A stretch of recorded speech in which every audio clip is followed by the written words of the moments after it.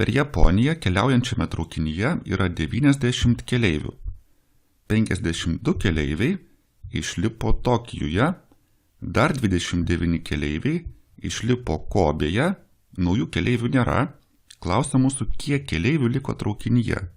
Taigi reikia rasti, kiek keleivių liko. Taip, tai kad būtų paprasčiau įsivaizduoti, kas čia įvyko, aš nupiešiu tokią kaip juostą ir jį vaizduoja, kiek buvo keleivių iš pat pradžių.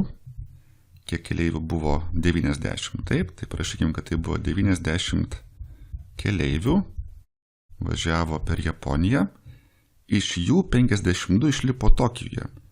Tai pažymėsiu, kad kažkokia dalis, 52, tai bus, tarkim, tiek, 52 išlipo Tokijuje, kas yra Japonijos sostinė.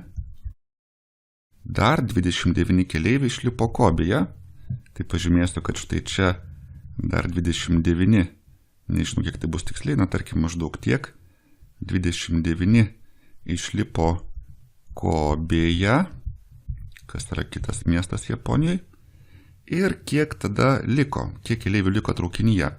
Kiek liko, tai jeigu iš 90 atimsim šituos, kurie išlipo Tokijuje ir tuos, kurie išlipo Kobėje, tai štai čia bus ta dalelė, kuri liko. Aišku, per to laiką galėjo įlipti naujų keleivių, bet mums savo, kad naujų keleivių nėra. Taigi visi, kurie išlipo, tai tiek, kiek liko ir liko, jokių naujų neatsirado. Tai čia yra klaustukas, tai ko mes ieškom. Kaip mes rasime šį skaičių? Žinoma, iš visų 90 keleivių atmesime tuos, kurie išlipo ir gausim tuos, kurie liko. Tai mes tą darysim gabaliukais. Pirmiausia, atimsime tuos, kurie išlipo Tokijuje. Tai kaip čia bus 90 minus 52. Minus 52. Galėtume tą daryti stulpeliu, bet padarysime, kad būtų įdomiau eilute. Kaip atimti 52? Atimkime irgi gabaliukais. Pirmiausia, atimsime 50, po to dar 2. Tai dabar, jeigu noriu tokią atimti išskaidyti, tai bus 90 minus 50 ir dar minus 2. 52 yra 50 plus 2, bet kai atimi, tai tu atimi 50 ir tada atimi dar 2. Vadinasi, minus 50 ir dar minus 2. Taip? Ir kam tai bus lygu? Pirmiausia, atimkime dešimtis. Iš 90 atimsime 50. Ką gausime? Čia gausime 40 arba 40. Ir dar reikia atimti 2, nepamirškime, minus 2. 40 minus 2 bus kiek? Tai bus 38. 38. Ar tai jau yra mūsų galutinis atsakymas?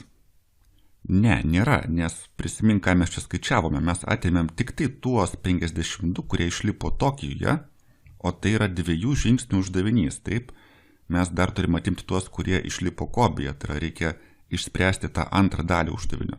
Vadinasi, iš 38 dar reikia atimti šiuos 29. Tai ir padarykime. 38 minus 29. Kaip dabar šitą paskaičiuoti eilute? Visada galime savo pasilengvinti uždavinį išskaidydami į dešimtis ir vienetus.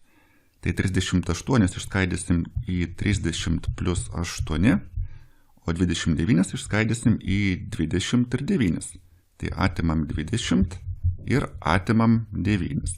Ir dabar, ką mes galim padaryti?